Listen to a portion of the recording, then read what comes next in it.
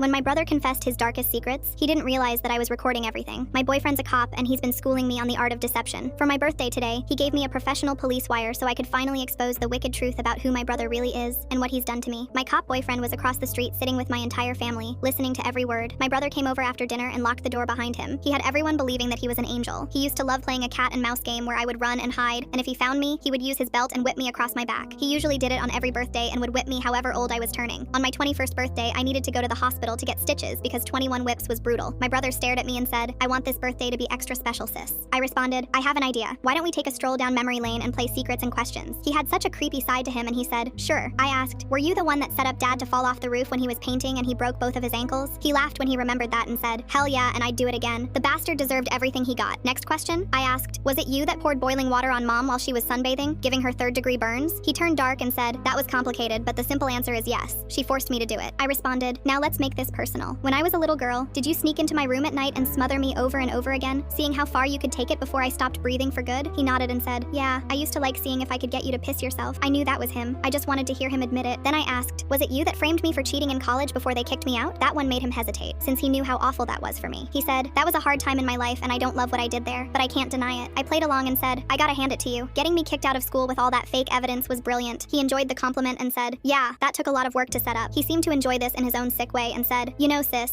you're the only one that will ever know any of this, and I have to confess, it's kind of nice to be able to be honest for once. What else do you want to know?" I asked. "When I ended up in the hospital last summer and they found traces of cyanide in my system, how did that happen?" He got a sad look in his eyes and said, "That's a really tough one for me because I was in a very dark place. I had just lost another job and my girlfriend had dumped me. I was having so many troubled thoughts." I responded, "So, you decided to take it all out on me as usual, right?" He said, "Yeah, I did. But if it makes you feel any better, I was really scared that I had gone too far that time." I said, "How have you managed to lie and manipulate your way around our family for so long?" He smiled again and said, "They're easy to fool. Not one of them has very much wit or intelligence. All I need to do is throw them a few compliments and they're putty in my hands. I mean, you see how stupid Mom and Dad are." I was starting to enjoy this and was getting way more than I bargained for. I said, "Final question. How many times have you attempted to end my life? The absolute truth." He thought about it for a few seconds as if he was counting in his warped mind. He finally said, 7. I walked over to the front door, opened it, just enough so I could sneak out if I needed to. I looked him directly in the eye and said, "Revenge is best served cold and quietly." I showed him the wire under my shirt and said, "Our family members and the police have just heard everything you've said. From here on out, your life will never be the same and you will never harm me again. You sick, twisted bitch." He stared ahead, trembling and contorting with murderous rage. His soul was crumbling before me. Then right behind me, my cop boyfriend and my parents stepped in and glared at him. He broke. He got sentenced to 5 years in prison with no possibility of parole.